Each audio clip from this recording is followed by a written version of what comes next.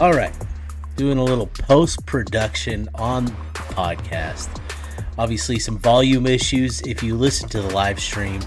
I hope and think that I have them corrected, but just as a little tip, be prepared to adjust the volume as I transition from interview and back from the interview, just in case. I feel like I've got it smoothed out, but just in case, just be prepared to have that volume adjusted pretty quickly. So anyways, with the post-production on the volume, I went ahead and added some additional interviews to the podcast as well. So outside of that, this was the live stream from Wednesday night. Again, I want to say thank you to all the Ute fans for tuning in. So appreciate everybody. Let's get to the episode. Welcome on in to the Utah Blockcast. Steve Bartle, good to be with you guys. Man, excited to be doing this. This is my first live stream on Twitter with the Utah Blockcast. Should be doing a lot more of these. Should be a lot of fun. And today was a fun one. Being up there, back up at up on Guardsman Way, up at the practice facility.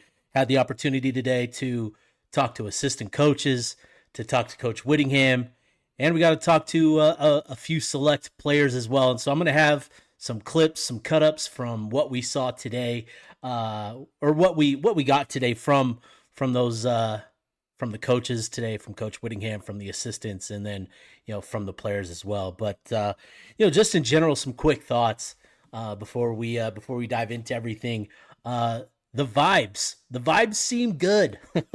I think. I thought that was definitely noticeable. The vibes are much different than what they've been in the last couple of years, and you could just kind of feel it. Like you could see it, you could feel it. There's a refreshed sense of appreciation, of energy, of just good vibes, and so it was good to be back up there. Good to see everybody, all the media members up there as well. So. In terms of what we saw today, or what we got today from our conversations with the assistant coaches, we had the opportunity today to first speak with the assistant coaches.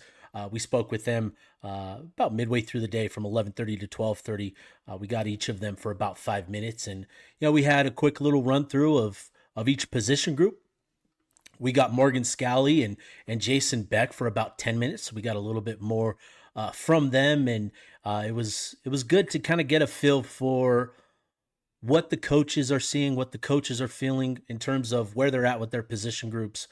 And obviously, the coaches have had to stay sort of hands off with summer workouts and stuff. They've had to just by NCAA rules, like they haven't been able to be too involved.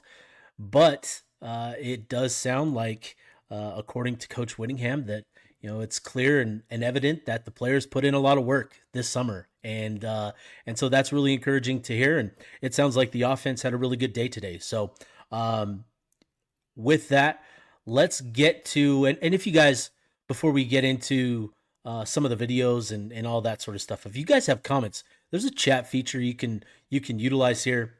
Please feel free. If you've got questions, if you've got comments, appreciate them all. This is going to be more of a regular thing for me and the Blockcast. It's going to be a lot of fun to do more of these, so please feel free to interact. I'll do my best to get through the questions and all that. But yeah, let's get to some of the video from today. I think we'll start with Coach Whittingham, since we got to talk to him for about 5 minutes, and pretty fresh. So I'll pull up that clip here. Expectations for day one? What was the energy like? What was the focus like? It was good. It was, and day one is different than it was 5-10 years ago. I think I said this last year, but with the way the NCAA allows you to do certain things in the summer now, it's more a continuation of what we've been doing in a sense than finally getting a chance to go out and play football. So in that regard, you expect to be further ahead, and it's a good thing they changed those rules, because with the influx of new players that everybody has, it helps those guys make that transition. So I thought today was a really good start. The one thing that was really impressive when you contrast it with spring is the way the offense operated as far as just subbing the groups in and out, getting the plays underway. Just the operation itself was much cleaner than what we had seen in the spring. So very evident and very obvious that these guys have worked a lot on their own this summer at that execution and the timing of the stuff. Where is kind of their comfort level in learning the playbook and kind of giving It's learned. Yeah, it's learned, from everyone that was here in spring. Now we have about 30 guys that are new that were not here in spring, so they're playing a little bit of catch up. But again, very pleased with the operation of the way the offense today handled it, and very few substitution errors, 0 delay of games, false start or 2, but that's to be expected on day one. But overall, very good, very clean practice. Kyle, this is a different style offense than you've had at your tenure at Utah. I mean, what adjustments have come with that as being the head coach and just, adapting to it, really? Well, no real adjustments for me. I mean, we're not going to huddle. I mean, it's going to be a little more up-tempo, but still it's not ridiculously fast where you're going to snap the ball with 25, 30 seconds left on the play clock. It's not that, but it is a different way to operate. But there's a lot of different ways to be good on offense, and this is Coach Beck's system and what he's used to, and we're going with it. What excites you most about that offense? What is it that you think will be best? Probably our big play capability at quarterback. I mean, Devin Dampier is a big play guy, and this offense suits him to a T. He's a true dual threat.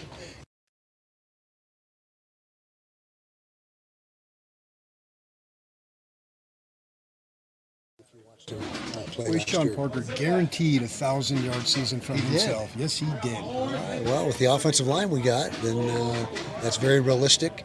And the offensive line better be good. Everyone's telling them they're good, including me. And so, as the offensive line goes, so will go the running game. But we've had a 1,000-yard rusher here many times, and so that's not something totally out of our character. How about 2,000? Haven't had that. I can't remember having that. But that if he goes for 2,000 yards, we've had a great season. How about that? Now, with the backup spot for quarterback, what's kind of your expectations for that with Bird and Isaac? Like, how are you trying to develop them as you go through this? Well, just as complete quarterbacks, we're judging it on every single thing they do. Accuracy, taking care of the football, command of the offense, just everything. Execution-wise, cadence, I mean, it all is factored in. And whichever guys we feel is going to do the best job of getting us in the end zone and keeping the defense out of bad situations is the guy that will win the job. Kyle, you've coached a lot of quarterbacks, Alex Smith, Cam Rising. I'm just curious, where does Devin compare in terms of leadership and skill to you at this point? Yeah, leadership-wise, he's as good as any we've had. He's a terrific leader. He's made a great bond with the entire football team, not just the offense. He's one of those guys that's got that it factor, the charisma that you look for in a quarterback. He's a different style of quarterback than Alex and some of the guys we've had, but he gets it done his way. Last year, I keep going back to last year, but those numbers that he put up last year were pretty impressive, and if he can duplicate that this year, then we're going to be in good shape. What makes Devin an effective quarterback in a spread scheme like this one? Well, probably his overall athleticism, number one. His quick release, he gets the ball out quick. His ability to extend plays. He only, as we've talked about before, was only sacked 4 or 5 times last year, which is an incredible stat. And he's got a real ability to keep his eyes downfield as he's on the move. He doesn't escape the pocket and just tuck it and run. He continues to look downfield before he makes that final decision to take off. So there you have it. There's comments from Coach Witt, and it sounds like the volume was a little low. I apologize about that. I've got it cranked up as high as it can go. But equipment, mic problems, synonymous with the Utah Blockcast. So I apologize. I think just in general, I think the overall sense from Coach Whittingham is that the offense was ahead of where it was when it started in spring ball, which is as it should be. And, in terms of what we saw from the offense, I thought the passing game made great strides over the course of spring ball. And according to, folks that I've talked to, Devin Dampier was instrumental and really took charge in terms of those player run practices.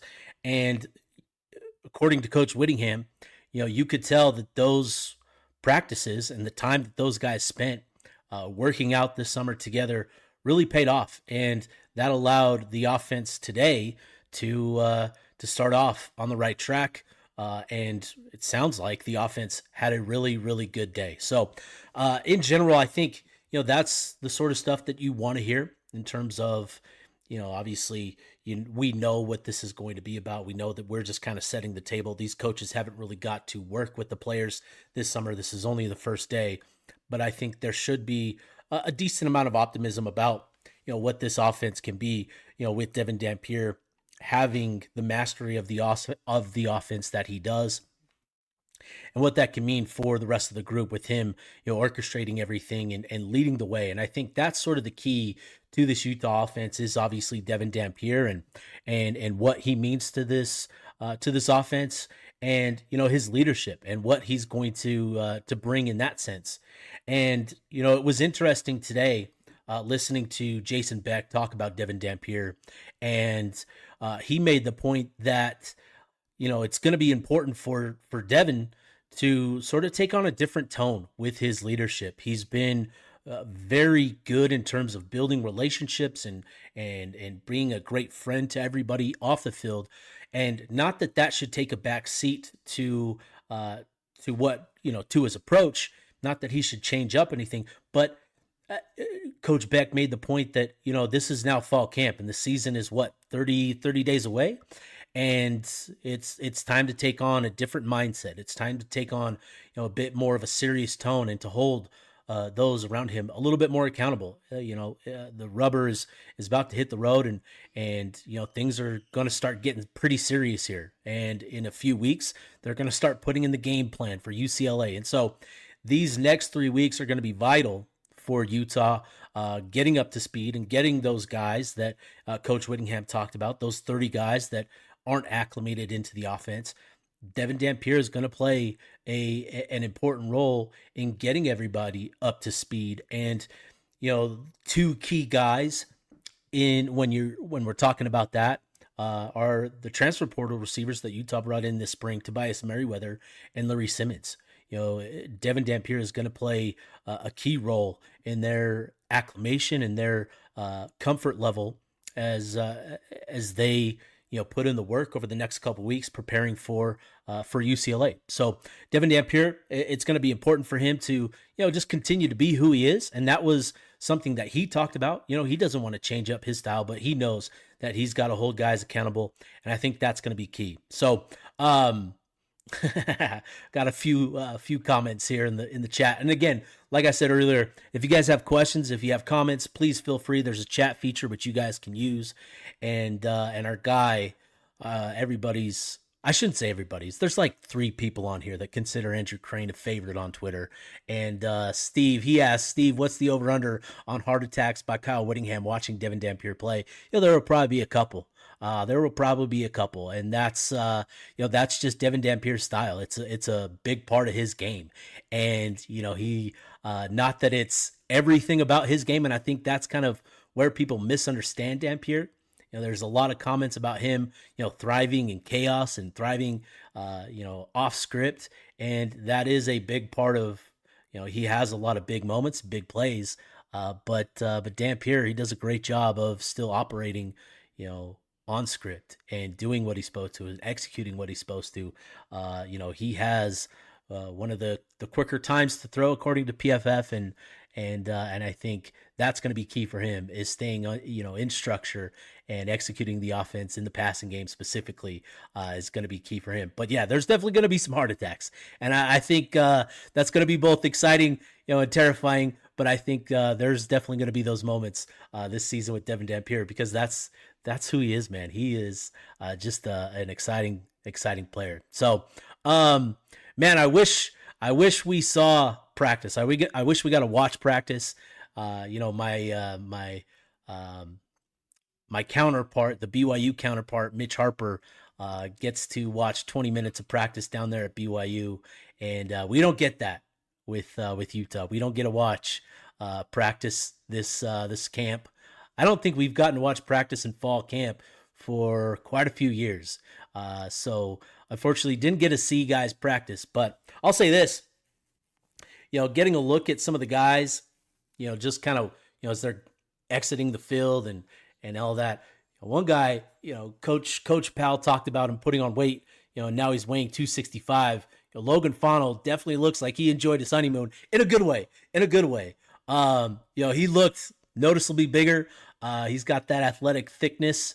And it was good to see guys in that sense. And there's a couple other guys that stood out. Caleb Lomu definitely looks thicker and bigger, and a handful of other guys, Carson Kafusi, Jonah Lea'ea, those guys have definitely put on a good amount of size, which is going to be key for those guys in particular. So, want to get to Coach Beck's a few clips from Coach Beck earlier today, talking about the offense and talking about some few other things. It's not going to be his entire interview. It's just going to be a few clips.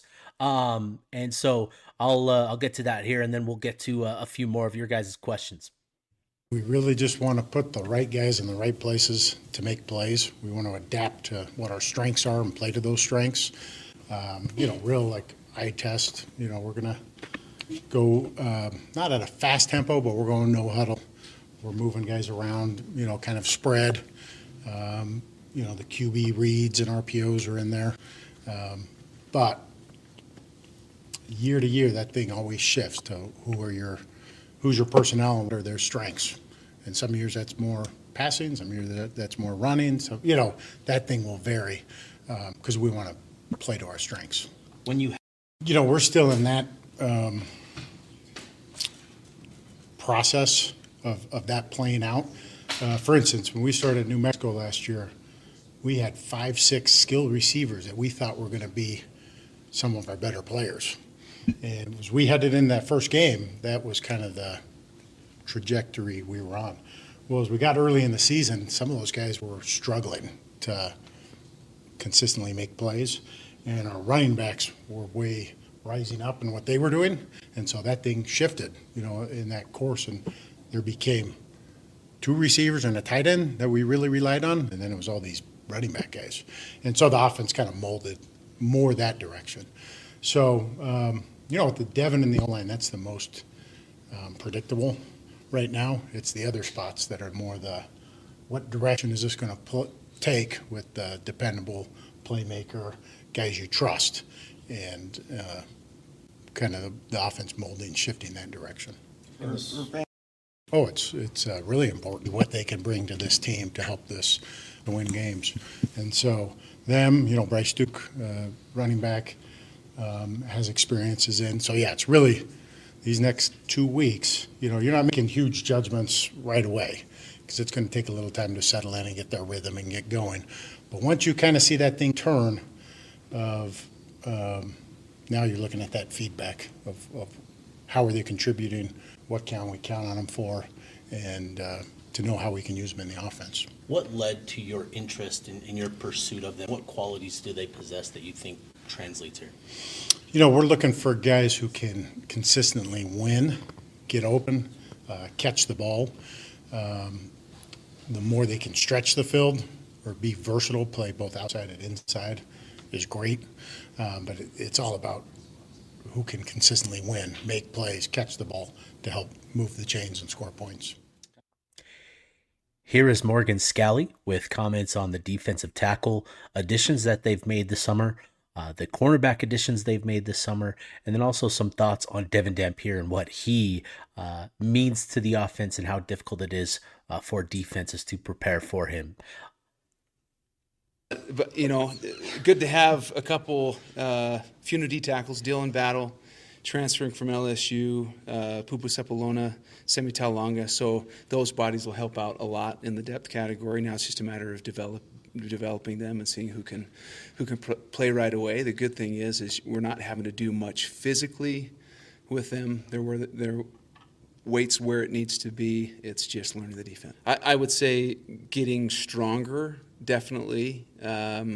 You're always looking for speed off the edge. This is, again, a point I've talked about before. I'm much more focused on a productive, efficient pass rush than sacks. If I'm hitting a quarterback, if I'm being disruptive, then you're forcing him to get rid of the ball quicker than he wants to. So I felt like we did a pretty good job of that last year. Obviously, the sack count wasn't what it was in previous seasons, but I felt like we were effective at getting to the quarterback.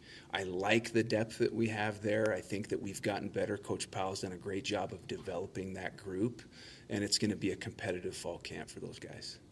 We'll find out. JC obviously has a ton of speed. He was a track guy out of high school, had shown that at Auburn, the speed and the fluidity that we were looking for. He's got to continue to make sure that he's doing everything he can to be healthy, with shoulder and everything. But and then Mosen obviously provides some quickness, some athleticism. So those are two guys that need the development as well.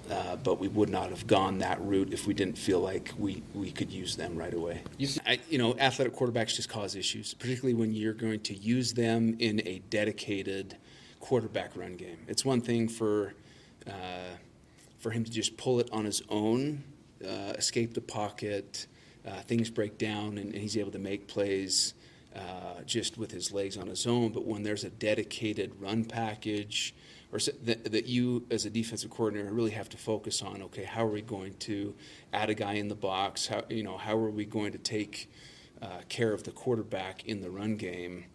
It really forces you to practice that. So he provides both. He can, if you're going to four-man rush the kid, he does a great job of understanding when things break down, when to take off, but they also have a very good dedicated QB run game. Here are comments from wide receiver coach Micah Simon, who had some insights on the transfer portal additions Utah welcomed this spring in Tobias Merriweather and Larry Simmons.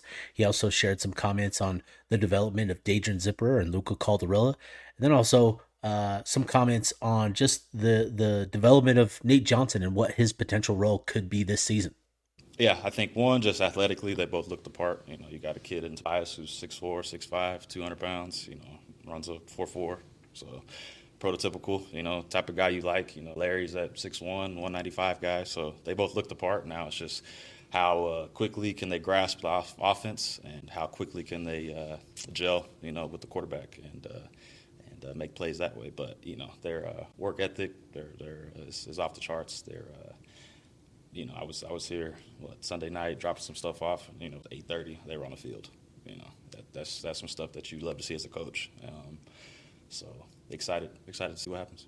Yeah, a lot of growth. Our offense is much different than kind of what's been in the past here. So a lot of different things we do as a receiver that they may have not been asked to do previously. So just honing in on their skill set, their receiver skills, and it's they've definitely shown progress. And it's like the first question, right? It's a lot of unknowns. So we're just looking forward to all these guys getting reps and seeing what happens. Nate Johnson's listed as a wide receiver, but yeah, I think having Coach Coy Detmer is a huge help for us. Been in this deal with him for it's our third year together now. So being able to work with him, and able to get Nate prepared to be in multiple positions and not make it too difficult on him. So it's good to have that have him able to help us. And then just with Nate, obviously people know his speed and everything. And then, he played quarterback, so he has some smarts to him as well, some savviness. So, all of those things help when you're trying to kind of hone in on that type of Swiss Army knife position. Did it get better? Man, I'm sorry. Guys, I'm so sorry. Please shame me. I get it. I apologize. I thought the volume was going to be solid. And I apologize. So basically, gosh, got to recap what Coach Beck said now. Good grief. What did he say? So talked a lot about up-tempo and playing with tempo. And that's going to be a thing that we hear pretty consistently. Coach Whittingham talked about it. And that's going to be a thing. That is going to be a noticeable difference with the offense. This team is going to play with a bit more up-tempo pace. And, it's not going to be no huddle where they're as Coach Whittingham said, they're not going to be playing no huddle and hiking the ball, snapping the ball at 20 seconds, right? They're going to get to the line of scrimmage. They're going to assess what the defense is doing and then go from there. So they're going to take their time with it, but it is going to be up tempo. And I think, that sort of plays into Utah's strengths, right? If you want to establish the run and you have an offensive line that should be as good as Utah's is going to be this season, you want to hit the opponent pretty hard with that offensive line. You want to be physical and you want to, punch them as much as you can. And that's going to be the key. So, not only do you feel like you're going to be more physical, you're going to play with a greater pace. The goal is to wear defenses down with your run game, with your physicality, and with your tempo. That is going to be a point of emphasis with this offense. Given what you have along the offensive line, with the two offensive tackles and the three interior linemen, you can be pretty physical, and there's going to be more to the run game than what we saw over the last couple of years. Is gonna, it's not gonna be Ludwig hammering that inside zone button. There's going to be diversity, and that was something that Coach Beck also talked about. Is that when you have offensive tackles like Caleb Lomu and like Spencer Fano, that gives an offensive coordinator the ability to do some pretty unique things. And his comments were geared more towards the screen game and what that's going to be, but there's a lot of things that you can do with offensive linemen getting out into space and utilizing them in the run game as well. So pin and pulls, sweeps, that sort of stuff, like those are going to be elements of the offense that we didn't get to see under Ludwig for whatever reason. He's a great mind, he's a great offensive mind, but it just wasn't a presence in his offense. And I think that's going to be a really noticeable difference. And so, there's going to be greater diversity with the run game, and that's going to be key. And obviously Devin Dampier is instrumental in that. And I would play Coach Scalley's comments, which include some commentary on Devin Dampier and what sort of impact that has. But given the volume issues that I've had so far, I'm not going to go 0 for 3. I'm gonna stay off that last one. I'm not gonna strike out. So we're not gonna test it. I'm not gonna play the Scalley clip. But I'll just summarize what what he said is that when you have a quarterback like Devin Dampier, and he's a key part of the run game, not just in the ability to scramble when things break down, which is going to be a lot of fun to watch that because he was really productive when things broke down. But he's also going to be a factor in design QB run game. And Coach Scalley talked about, when you have to account for the quarterback in the run game and account for him in terms of assigning a defender of him, to be mindful of him and counting him in the run game, it just opens things up. And gives the offense a little bit more breathing room, gives the offensive line a little bit more breathing room in terms of, defenders can't just crash down on the inside zone. They have to now really respect Dampier. And so that presence is huge. But then, too, getting back to the scrambling element, Devin Dampier led the country in EPA per rush. And EPA per rush is essentially assigning a value, a point system for certain plays, and he led the entire country in EPA per rush, greater than Ashton Genty, greater than Quinchon Judkins, greater than and typically quarterbacks are going to grade out higher in EPA.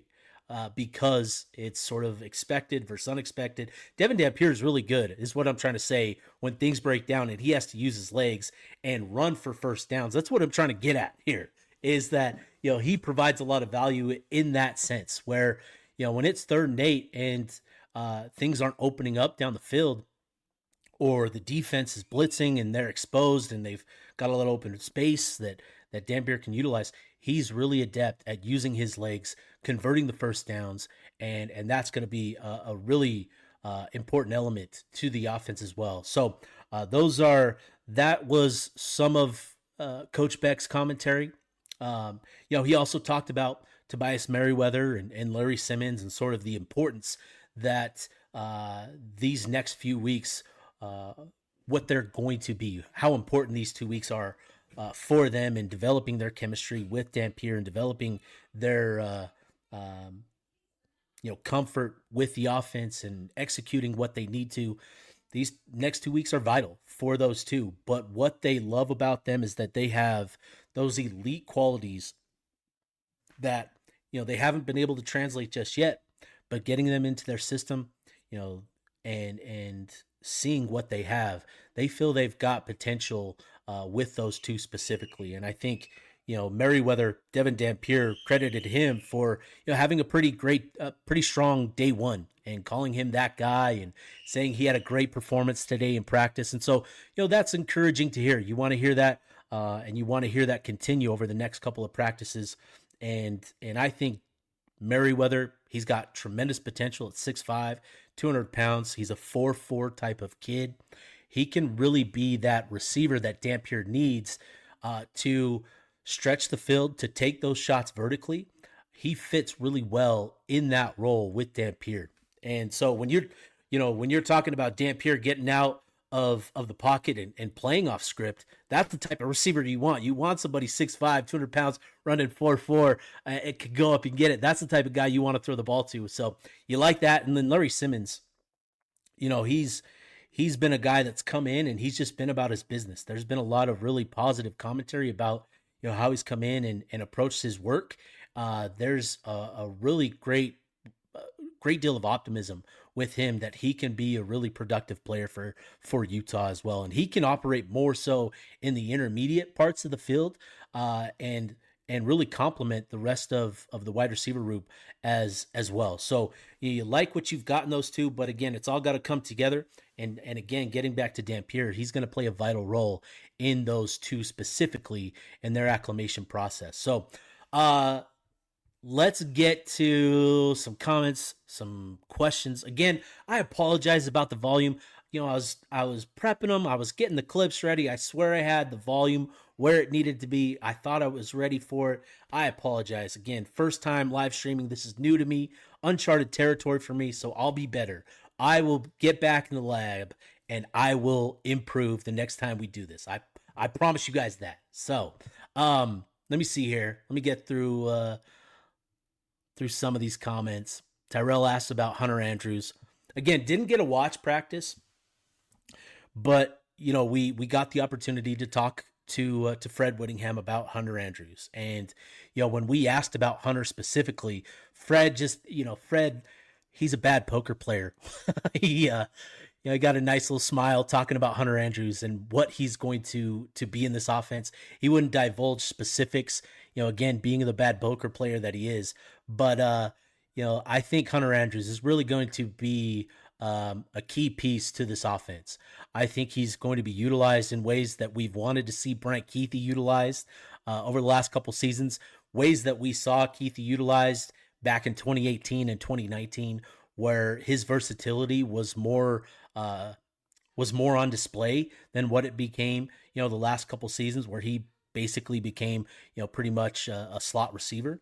I think you're going to see more of that versatility with Hunter Andrews. Again, at 6'2", 230, 4'4" type of speed, you want to utilize that in all the ways possible. So, getting him involved in the screen game, taking shots vertically with him. All he's got to be is faster than the man across from him.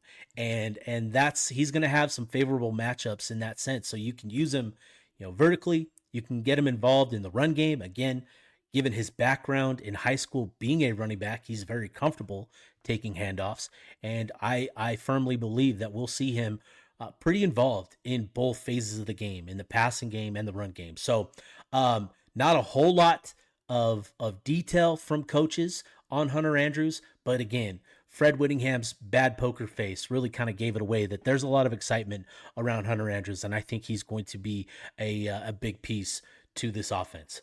Cole asked, with Lander and Smith playing both ways, are we concerned about their potential health playing that many snaps? Well, I think the thing here is, Utah's not going to play them, like Travis Hunter was, where he was playing, the majority of the snaps offensively and defensively, where he was playing 120 snaps a game. I don't think you're going to see that. with the depth that Utah has at linebacker with Levani and Jono, you can afford to give Lander some reps off. You want to utilize Levani and rely on his experience. He's a veteran, and Jono Hall coming into year 2 at linebacker. There's a lot of optimism about what sort of step and what sort of progress he's going to make going into year 2 at the linebacker position. So you can be judicial with the sort of snap counts that you have. Lander. Obviously, the priority is going to be linebacker. That's going to be his primary position. But with Lander, he is going to. I think he's going to get some opportunities at tight end. I genuinely believe that. I think it's going to be. He's not going to play a ton of snaps at tight end, but I think there's going to be packages and opportunities, special situation type of plays. That's where we'll see Lander Barton specifically. So again, I think Utah will be pretty smart. They want to be wise with Lander. They want to make this his best year. Obviously, with Lander coming back and going through the season that he did last year, Lander's motivated as all get out to bounce back and have a really strong year. And I think that's going to center primarily on what he does as a linebacker. So I don't think we have to worry too much about that. And then with Smith, he's going to have a big role on defense. I don't think Utah wants to take him away from, take that presence away too much, from the defense. But I think you'll see Smith, get a couple opportunities every so often on the offensive side of the ball. And, with his athleticism, it makes all the sense in the world to try to get the ball in his hands and allow that dynamic, explosive athleticism to create opportunities. So I think that's sort of what we'll see. I just don't think we'll see huge snap counts for either one of those two. But regardless, Utah, they'll be pretty judicial. And I think both of those guys will be pretty impactful for Utah this year. So let's see here. Getting through all of the volume comments. Again, I apologize for the volume on the videos. Got to figure that out. I'll crank up the dBs next time, the decibel levels for the Andrew Cranes out there. Let's see. I'll go back to Andrew Crane. Steve, with the news that Smith, Snow, and Lander Barton playing offense, is there a worry that Utah doesn't have enough playmakers on the offense side of the ball? No, I don't think that's the case. I think these are guys that are just supremely talented. Is there a worry that Utah doesn't have the playmakers? I understand, if there's a worry, but I think Fred has long wanted to get Lander at the tight end position, even when he had, other guys like Brandt and Dalton. He's coveted Lander and has wanted him to play tight end for the last couple seasons. So that's not surprising. And then again with Smith, he's just so dynamic. You should want to utilize that sort of athleticism on the offense side of the ball. But I think Utah's got playmakers. They've got the playmakers they need and the guys they want. So we'll see. Let's see here. What other comments do we have? Adam Howick asks, have you heard anything about Mana Carvalho? I thought he showed some good things in the spring game. So Mana's going to be interesting. I think he's got an opportunity to play a pretty decent role for Utah this year. I think this offense is pretty slot receiver friendly, where going back to 2018 with prime Britton Covey, 2016 even, that sort of utilization of the slot position. I think we're going to see a lot of that. I think we're going to see an increase in the screen game and getting the ball into those slot receivers, into their hands, and allowing them to create after the catch. And that's, a big strength of Mana Carvalho and of Creed Whittemore. So I think, while I haven't heard of an update specifically on Carvalho, I believe that the slot receiver position is going to benefit, quite a bit from this offensive shift. And then two, which kind of gets me to, a pretty consistent question about this offense, and that revolves around the tight end position and how Beck is going to utilize it. So Beck coming in, going to more of a spread. And I talked about this on the spring preview that I published last Saturday, going through the quarterbacks and tight ends and offensive line. I talked about this sort of shift in the type of personnel that we'll see at that tight end position specifically. So Utah is going to shift essentially their point of emphasis from more of those traditional wide tight ends, the guys attached to the offensive line. Your 6'5", 260 type tight ends, your Thomas Yasmins, your Cole Fotheringhams, where we saw two of those guys on the field at any given time. We're going to see a shift with this offense to more flex tight ends, where you're going to see them utilized more in the slot, a la Dalton Kincaid, a la Brant Keithy, right? Those types of pass catchers.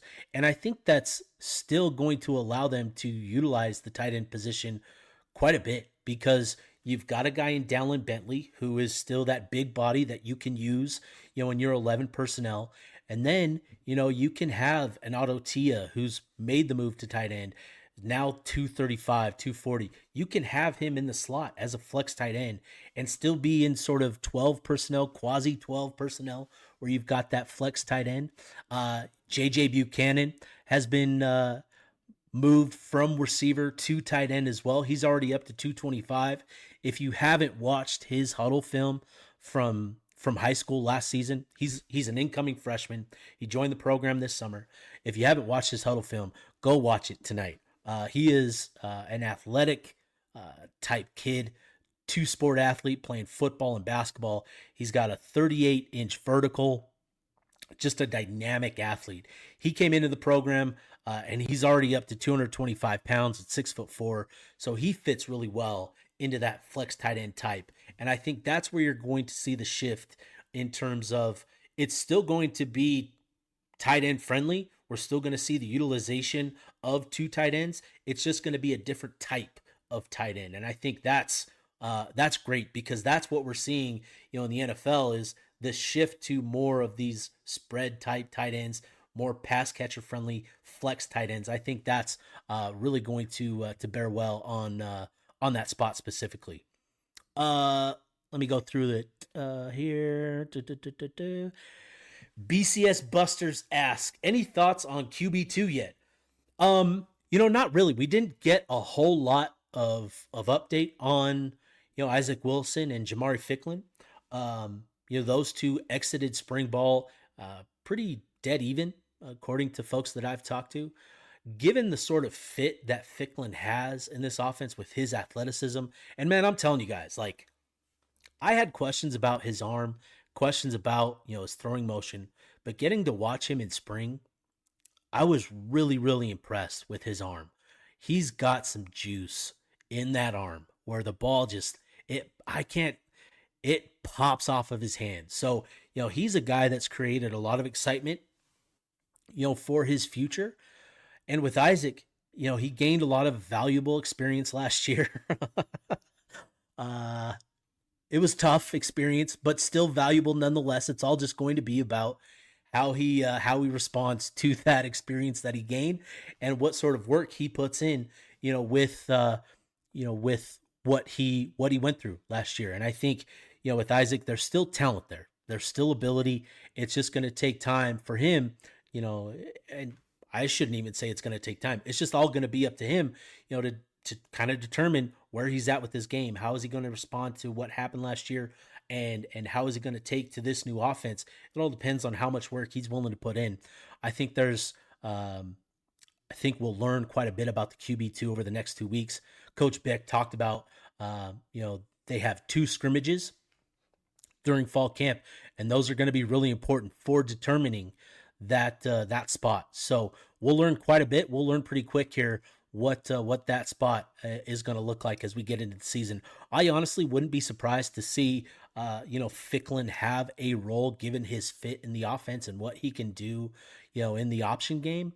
And I think, it'll be really interesting to see if he sort of, emerges as QB2. But again, given the experience that Isaac went through last year and all that, I think we should also be kind of cautious with trying to throw a true freshman into the fire again, and all that. So I think we learned some valuable lessons last year is all I'm trying to get at. Let's see here.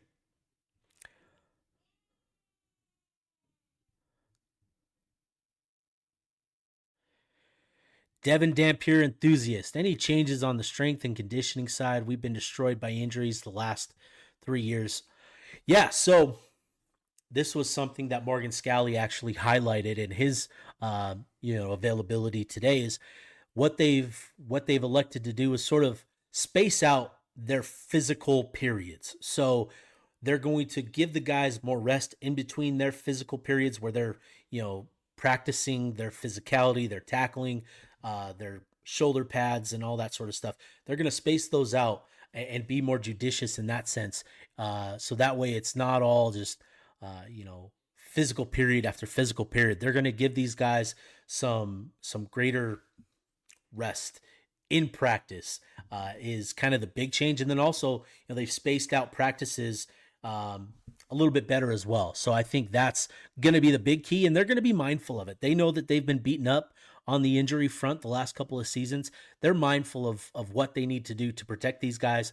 But still, this program has the mindset that football is a physical game, and that's going to be the approach. Like, you can't not practice, the important things, the basics, the foundational things that make you a good football player, which is, physicality. So that's still an important thing, but they have made some changes to their practice schedule to sort of hopefully help and address that issue.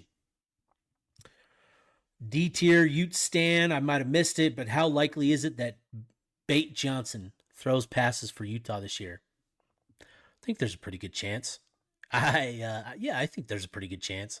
Will it be his quarterback? I don't know, but yeah, I think there's a good chance we see him make a throw. He could do a lot. Like, he's going to do everything this season. He's going to catch passes. He's going to take handoffs. He might line up as a Wildcat QB. We're going to see a bit of everything from Nate. He is genuinely a Swiss Army knife, and they will use that. So I'm fascinated to see all the things that they do with Nate Johnson. And I think Nate has come into the program with the right mindset that, hey, like, I've tried to make it work as a quarterback only, and I'm back now. And I think he's embraced this opportunity to lean more into his athleticism and what he can do for him on the field. So I'm really excited to see what they do with him this season. But yeah, I do think we see him throw at least one pass this year, at the very least. Master Ute asks, how are the corners? We'll see. I think obviously Smith Snowden is going to lead the way for this group. I have a lot of confidence in him being a guy that can, not only play in that nickel spot, but he's going to be, utilized on the outside. And so he's going to have a big role. I think there's a lot of optimism around Scooby Davis. He's had a great offseason. According to someone that I've talked to earlier this summer, you can see the confidence that he gained and how it's impacted him, not just as a player, but in life. His work in the weight room, his work in the classroom, all of those things, the confidence he's gained from his playing last year has benefited him significantly. So he's come into fall camp with a lot of optimism around him, and so now it's really just kind of about figuring out that other spot, and that's going to come down to primarily Blake Cotton and Donovan Sanders, who I think add a really unique element with their size. Cotton is 6'2", Saunders is 6'4". He's going to remind folks of Keith McGill. And that's going to be a battle. It was a battle during spring, and it's going to continue. And I think, we'll continue to see those guys over the course of the season. But I think what's really exciting about that cornerback room is they feel they've really upgraded the depth in that room with the guys that they brought in during the spring portal window with J.C. Hart and Jalen Moson. Obviously Utah lost a couple guys in Sammy Hunter and Kwamari Shemwell. But, I remember talking to somebody back in May when they landed these guys that they felt they really upgraded, from those two to Hart and Moson. So they're going to get a better feel for, what they're like on the field. But, man, listening to Coach Shaw talk about, Hart with his size at 6'2" and 202 pounds, running 4.3, with the experience that he gained in the SEC, playing special teams and showing some good physicality. Shaw's really excited about what that can translate to in this defense. And then with Moson, he's experienced, and they're going to figure out where he fits best, whether it's outside, whether it's inside. He's viewed primarily as an inside guy and can really shore up the depth behind Snowden, and even allow Snowden, if he proves worthy of it, to play more outside this season. So they feel really good about the depth. They feel they've upgraded, at least on paper. Now it's all about kind of seeing it on the field and what it means. But on paper, they felt like they've upgraded quite a bit in that cornerback room. Ryan Davis. We are just powering through these questions. I love it. Ryan Davis. Haven't heard his name for a while. Is he still high up on the depth chart? Yeah, man, he's going to have a role. Like he got dinged up during spring ball, and so he missed some time, but he's going to have a role. He knows this offense. He's got chemistry with Dampier. He's going to be a guy for Dampier and Coach Beck. He's going to be kind of that, like, I've compared him to like a Wes Welker type, where he's just that guy, like he can get open 6, 7, 8 yards.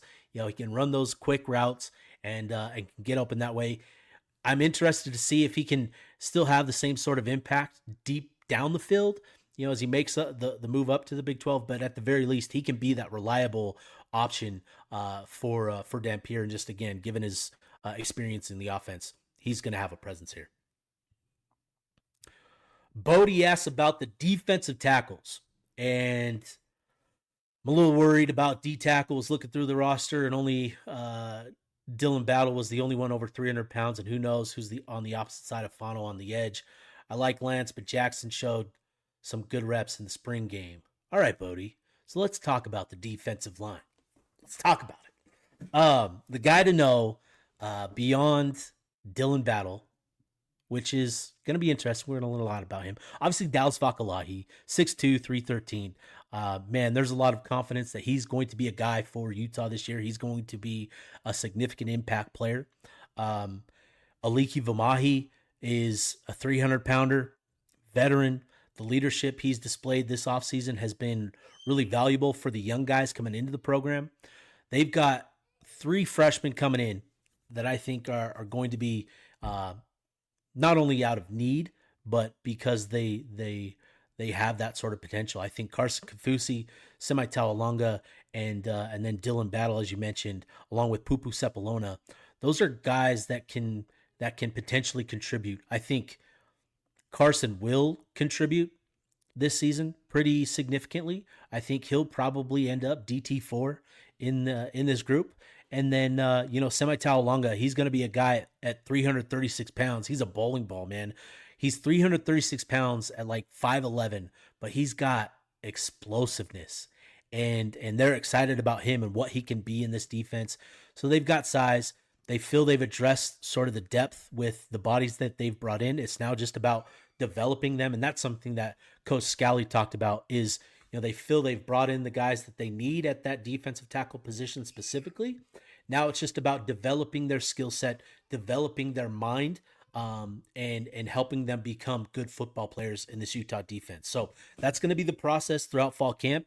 And I'll tell you what, going up against this offensive line, they're going to learn some hard lessons. There's probably going to be, reports that the offensive line dominated. That's good. We want, these guys to go through these battles against this offensive line. You would rather them learn the hard lessons now than in season. So, going up against this offensive line, going up against, that group day in and day out is going to help them get better. So that's going to be the key for them is these next 3 weeks is developing and buying into the culture in that defensive tackle room. But they've got guys that they feel optimistic about. And then 2, Jonah Lea'ea, the last I heard, he came into the program, I think, in the 2020 class, was a defensive end at 230 pounds. He's now up close to 295. So he's pushing, 300 pounds as well. He's put on a lot of good weight. And so that's what they need. They need him to be a guy for them as well. Let's see here. A lot of good stuff. Let's see here. D-tier, Utes stand. Who's looking hot at RB2? Yeah, I think that's going to be interesting. I think Bryce Duke certainly has a chance to become a guy for Utah in that role. But I look at Nakari Rogers, obviously given his experience in the offense last year, as sort of the odds-on favorite earn that spot. Who's going to emerge as sort of the complement to those two? That's going to be really fascinating. I think listening to Coach Beck talk about Duke today, he highlighted that Duke has some good athleticism. He's got some good skill as a pass catcher as well. And so that sort of leads you to think like he can be sort of that third down back potentially. We'll get a better feel for, how legitimate that is. But that was surprising to hear that. It was not something that I thought was in his game, but that's what they evaluated. And so that'll be interesting to see if he can emerge as that third running back.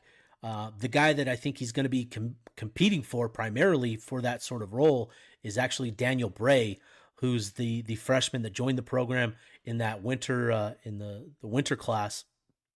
He went through spring ball. He's got that dynamic athleticism. At 5'11", 180 pounds, he's put on some good weight from people that I've talked to as well. And so I think he can be sort of that change of pace, that fastball to complement Wayshawn Parker and the other running backs. But yeah, I think Nakari Rogers is kind of your odds-on favorite to be RB2 behind Wayshawn Parker, who, Wayshawn Parker, he's set up really nicely to have a pretty good year, pretty productive year. So I think, there's a lot of optimism about, what he can be this season. He's had a great offseason. Coach Atuwaya talked about him. It was sort of a slow ramp up for him during spring ball because, he had a minor surgery that limited his availability during winter workouts. He wasn't fully in shape to start spring ball, but, eventually got there by the end of spring ball. And he's coming to fall camp in great shape. He had a great summer, and there's a lot of excitement about what he can be in this offense and sort of preparing for the workload that many expect him to have. So I think, Wayshawn is certainly a guy to be mindful of as a breakout candidate. And I think he can have a really productive year. But yeah, that run game is going to get a lot of run this year, in my opinion, with this offensive line blocking in front of him. Tyrell with a great question. Seems like the energy is much higher this year. Is that from new coaches leading the charge, players? Who's pushing the belief the most? This is something that I've talked to a lot of people about around the program. There is definitely a new and improved vibe with this group. And I think that says a lot of, first, the players, right? It says a lot of the coaches as well. You can see the energy that Coach Atuwaya lives with, and I think that's infectious. Micah Simon he's young, he's a lot of fun to interact with. He's got this thing where he's talking about, flowers and soil. It's a really interesting conversation. You guys will have to ask him about him. If you ever get the opportunity to talk to him about it, ask about flowers and soil. He's got a great little thing to talk to you about with that. But I think, Coach Beck, I think he is, from Coach Ludwig to Coach Beck, I think that is where we're seeing the biggest difference in terms of the coaches and the energy that they've brought. I think Coach Beck, he may not be like the loudest, the most energy, rah type of guy, but he's just brought a renewed sense, a fresh energy in that offensive coordinator role that I think you need in today's game. And so that's been key. But again, I think it all boils down to the players and the leadership specifically of Devin Dampier. I can't stress enough how much his leadership has been appreciated by those in the program, players, coaches. It has been exactly what this program needed to move on from, what we've all experienced, what everybody's experienced the last 2 years, where it's been pretty tough. And I think his charisma, his personality, it is the sort that's just, you can't help but smile when you're around him. It's that type of energy. And I think that's really what has sort of fueled the change in vibes and energy around the program.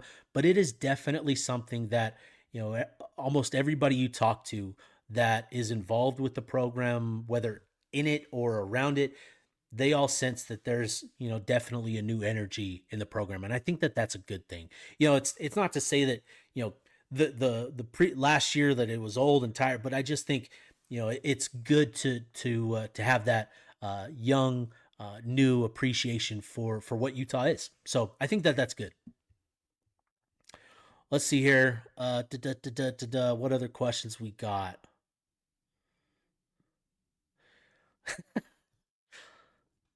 Do you actually believe Witt when he says Beck will have full autonomy of the offense? Yeah, I do. I genuinely do. Based on nothing but the the glass half full mentality that I live with. Yeah, I believe it. I believe Beck will have full autonomy to call the plays that he wants. The only thing Whittingham is stressing is don't turn the damn ball over, and we all agree with that. Don't turn it over. I believe Witt when he says that. I believe that Beck is going to, operate the offense that he wants to. And again, I think the tempo is going to be a really significant difference that we see with this offense. Everybody is going to kind of point to the run game, and that is Beck's offense. Beck wants to run the ball. It's going to be spread offense. It is going to look different. It is going to operate different. I think Beck, this is going to be his offense. Yeah, I believe that. So, let's see here. Did I miss anything? Any other questions? Any other? How is special teams and Creed? Don't know yet about special teams. I think Smith is going to have a role still as sort of a returner.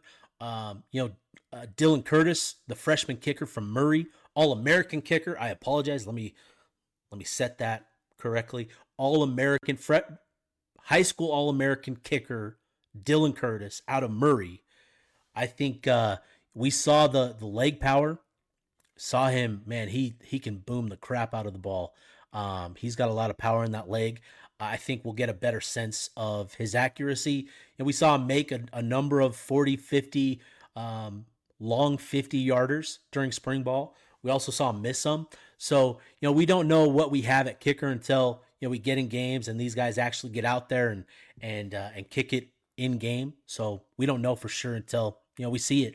But in terms of what we saw from him, the power that he has, yeah, Dylan Curtis, he's got that. He's got the leg juice, man. So I think that'll be improved. And then Orion Phillips, didn't see a lot of him during spring ball, actually. And it's not that he was like out or was injured or anything. I just didn't pay attention, to be honest. So I don't know. I apologize about that. But I do think special teams will be a little bit better than what we've seen the last couple years.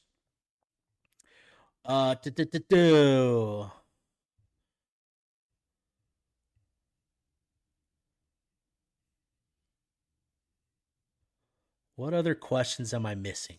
What questions am I missing? If I scrolled past a question and didn't read it, please retype it. Terrell asked about the podcast and plans for the podcast. So the plans for the podcast. There are going to be noticeable differences with the podcast this season. You're going to see me a lot this year doing the podcast. There's going to be post-game podcasts where we'll probably do it live like this post-game. There's going to be pretty much daily podcast episodes for Utah Blockcast fans. So that's going to be the big change. I'm working on some things with, obviously Cam and Tyson. They're still at the heart of what the Utah Blockcast is.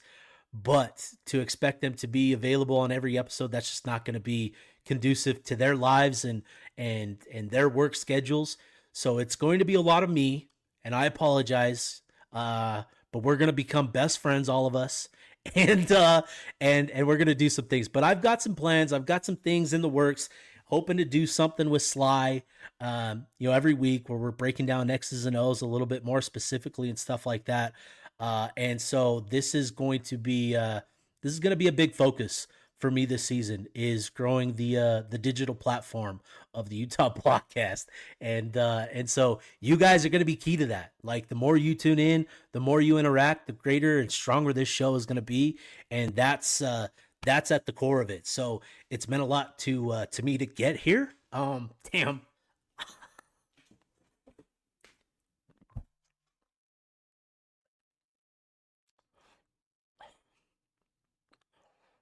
Whew, man. Whew.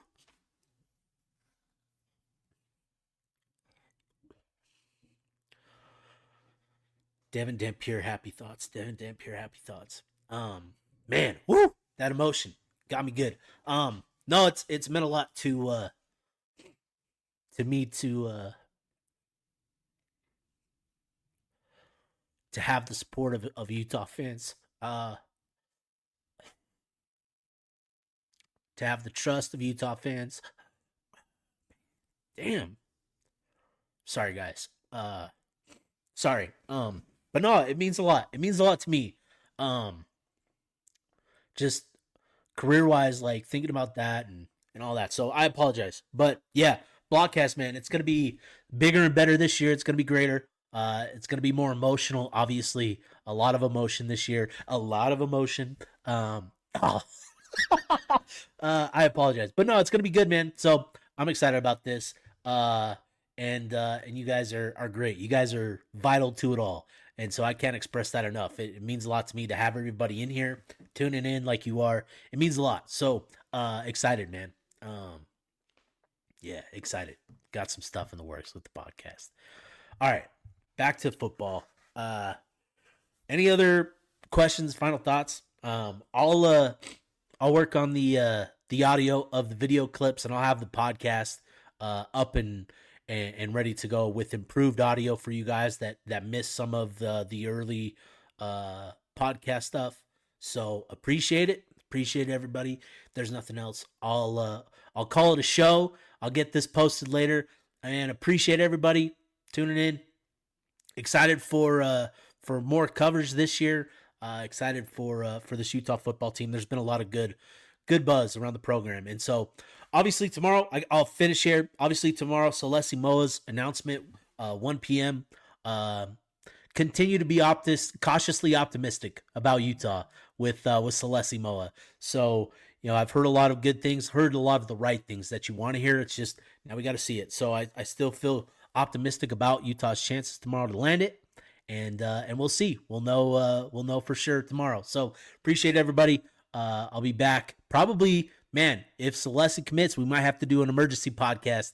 We'll see. So you might see me tomorrow, but at the very least, we'll be back with another podcast episode on Friday. So for myself, appreciate everybody tuning in and signing off.